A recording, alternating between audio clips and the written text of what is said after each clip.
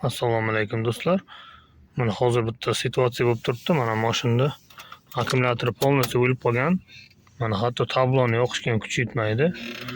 Manda voltmetr bor uchun mana ko'rishingiz mumkin. Mana 7,4 volt ko'rsatyapti. Mana 7,4 akkumulyator polностью o'lgan. Hozir yonimda endi zaryadchik ham yo'q. Akkumulyator zaryadlantiradigan hammasi ustaxonada qolib ketgan. Mana bitta joyga mehmonga kelgandim mana. Mashina gabarit yonib qolib ketgan, lekin 10 minutdan keyin o'tish kerak edi. Menimcha pavorotnik bilan qo'shilib yonib qolib ketgan. Shuning uchun mana bunday holatda akkumulyator polni o'lib qolgan. Hali buni prichinasini qidiramiz, lekin hozir birinchi o'rinda akkumulyatorni zaryadlantirib, avtomashinani yoqib olishimiz kerak. Hozir do'stlar, akkumulyatorni qanday qilib zaryadniy устройствосiz uy sharoitida zaryadlantirishni ko'rsataman do'stlar. Buning uchun bizlarga hozir avtomashinani akkumulyatorini yechishimiz kerak yoki agar yaqin bo'lsa, mana kvartira yaqin bo'lsa, balkondan 220 volt tortib kelishimiz kerak mashina oldiga. Bizni holatda bunaqa nima yo'q.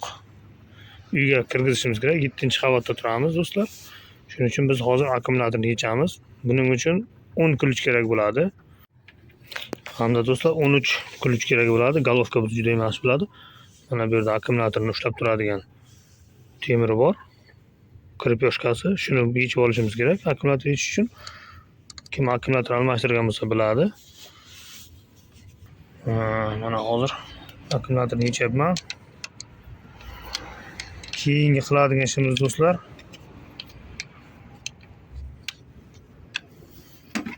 xo'sh, mana akkumulyator deyarli yechildi. Shu holatda yechamiz do'stlar. Birinchi minusovoy klemani yechamiz. Keyin esa plyusovoy klemani yechib olamiz. Keyin qiladigan ishimiz do'stlar, mana avtomashinani kunduz kuni yonib yuradigan farasi bor mana. Hamma biladi, Cobalt'da. Shuni mana bu yerda mana lampochkasi bor. Mana shunday ozroq bir tarafga burasak, mana bunda chiqadi. Mana do'stlar, mana bunda salgina burasak chiqadi o'zi. Bu kunduz kuni yonib yurgani uchun mana bu ozroq quyoshda yurgan payti isitadi, qiziydi. Bu hech qanday qo'rqinchli emas. Juda ko'p Cobalt'larda ko'rganman. Xuddi shu holatda bo'lib qolgan bo'ladi. Endi do'stlar, shuni tortamiz, lampochka chiqadi.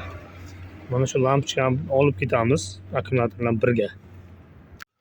Mana do'stlar, akkumulyatorni uyga kirgizib oldik. Bizda faqat qo'limizda do'stlar mana bunday notebook zaryadchigi bor. Mana bunaqasiga ko'ramiz.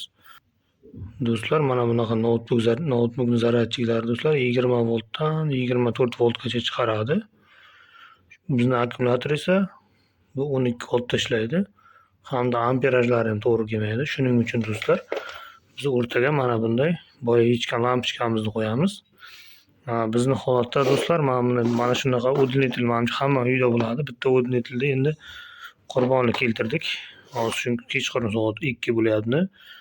Kechqurun soat 2 bo'lyapti. Hech qanday perkurka ham topa olmaysiz do'stlar. Hech kim hozir yordamga ham kelmaydi.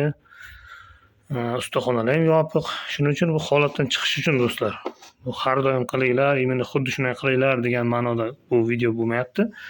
Hozir men o'zim shu holatda qolganim uchun kimgadir balki foydasi tegib qolar deb xuddi shunaqa video qilyapman. Xullas, mana lampochkani olamiz. Mana bu bu tarafida ikkita kontakt bor, bu tarafida ham ikkita kontakt bor. Mana do'stlar, lampochkani ulab oldik. Boya biroz e'tibor bermabmiz. Mana kontaktlarga qaraymiz. Mana bu bittasi bu tarafda bo'lar ekan, eng chekkadagi. Ikkinchisi mana bu tarafda eng chekkadagisi bo'lar ekan. Xullas, mana bu o'zi shisha holatda turibdi. Mana ichidan qarasangizlar ko'rinadi. Bu yerda ikkita kontakt lampochka. Shuning uchun e'tibor beramiz. To'g'ri ulashimiz kerak. Endi do'stlar, savol tug'iladi. Mana bu kabellar rangi hamma ikkovi ham bir xil. Mana ko'p udilnitellarda har xilcha rang bo'ladi. Bizning holatda mana rangi bir xil. Buni qanday aniqlaymiz? Tester yo'q, yonimizda hech narsa yo'q degan savol tug'iladi. Lekin bizda mana tayyor lampochka bor. Mana hozir ulab qo'ydik. Mana plyusovoy deydigan bo'lsak, mana biz hozir topib oldik. Men o'zim topib oldim. Mana bu minus, men tugib qo'ydim, minusovoy. Mana bu yoqda bu minusovoy deylik. Mana bu ikkovini olib turamiz. Ili mana bu sizda hozir belgilanmagan deb hisoblasak, bizda mana tayyor lampochka turibdi. Mana minusovoyda mana kabelni bu uchi Kabelni ikkinchi uchi mana minusga tegizyapman. Mana hech narsa o'zgarmayapti. Mana endi ikkinchi kontaktni olamiz do'stlar. Mana ikkinchi kontakt tegizyapmiz va lampochka yonadi. Chunki ozgina bo'lsa ham akkumulyator zaryadi bor. Shuning uchun mana yonadi. Mana shu yongani mana bu kabel. Mana shu plyusovoy kabel.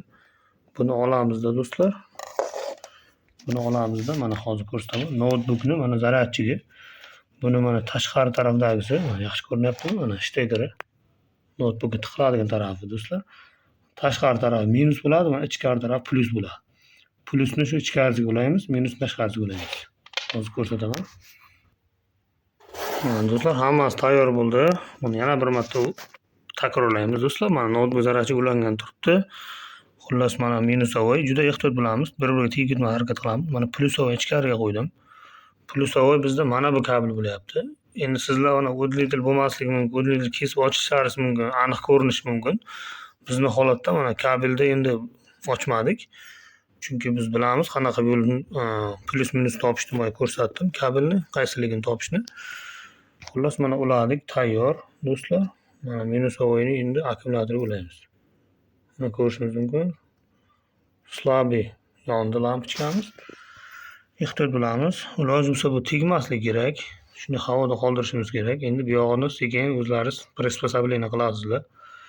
Chunki bu yana bir marta aytyapman, bu majburiy holatda bo'lganda, boshqa выход bo'lmaganda shunday qilinadi. Mana kutamiz ana endi do'stlar. Bu yerda hozir nima bo'ldi? Qisqacha tushuntirib o'taman. Mana bu 20 volt kelyapti.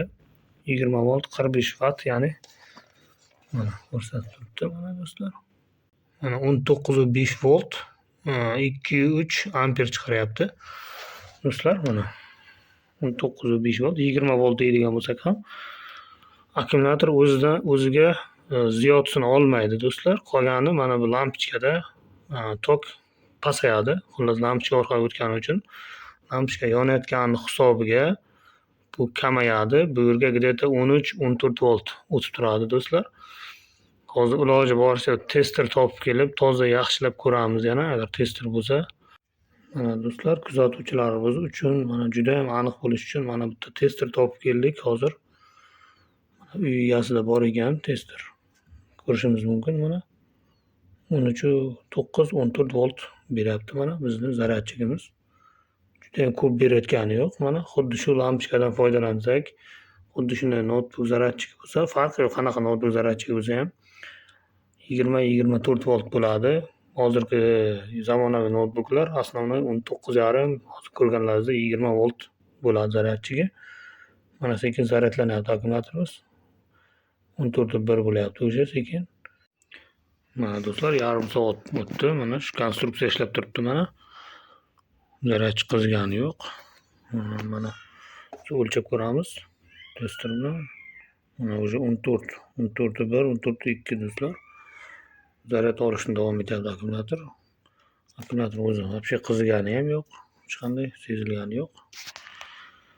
Yana bir 10 daqiqa kutamiz do'stlar. Keyin avtomashinaga qo'yib tekshirib ko'ramiz. Mana do'stlar, akkumulyatorni avtomobilning yoniga olib keldim. Shu yerda yana bitta life hackni aytib o'tishim kerak do'stlar. Mana akkumulyator bo'lmasa ham водительный eshigini qulflab hamda ochsa bo'lar ekan. Akkumulyator yechgandan keyin mashina ochiq qolmasligi uchun 3 ta eshigini ichkaridan yopib, keyin водительный eshigini mexanik kaldion orqali qulflab ketsak bo'lar ekan do'stlar. Hozir buni akkumulyatorni o'rnatamiz. Yoqib ko'ramiz keyin. Mana do'stlar, akkumulyator qo'yib oldik. Endi yoqib ko'ramiz. Xo'sh, mana hamma upotrebitellarni o'chiramiz do'stlar. Pechka bormi? Registrator bormi? Hammasini o'chiramiz iloji boricha. Xo'sh, mana tablo o'zicha yondi do'stlar. 12.2 volt ko'rsatyapti. Vaqtni yo'qotmaymiz, yoqib ko'ramiz. Eshikni olib olay. Mana do'stlar, bittaga yondi. Bittaga yondi do'stlar, buni starterga qo'shganman. Xo'p, mana zaryadga ketdi, 14.7. Avtomobilning o'zini generator zaryad berish boshladi. Mana do'stlar, video video foydali bo'lgan bo'lsa do'stlar, like bosib qo'yamiz. Kanalga ham a'zo bo'lib qo'yinglar. Foydali videolar bo'lib turadi. Savollar yoki takliflar bo'lsa, kommentariyaga yozib qo'ysangizlar, qolgan insonlarga ham yordam bo'lardi do'stlar. Keyin yana akkumulyatorni qotirishni unutmaymiz. Boya yechgandim do'stlar. Mana xuddi shunaqa krepyoshkasi bo'ladi. Mana shunaqa krepyoshkasi bo'ladi do'stlar. Shunday qilib qo'yiladi. Qotirib olamiz. Aytishni unutdim do'stlar. Keyin lampochkani, ya'ni bizni samodelni zaryadchidan olib, lampochkani joyiga o'rnatib, xuddi shu tartibga qaytaramiz. Do'stlar, mana notebook ham ishlab turibdi. Mana zaryad olyapti do'stlar. Hammasi joyida. Notebook zaryadchiga hech qanday zarar yetgani yo'q. Hammaga rahmat e'tibor uchun. Lampochkani qo'ygan ketyapmiz. Sog' bo'linglar, salomat bo'linglar.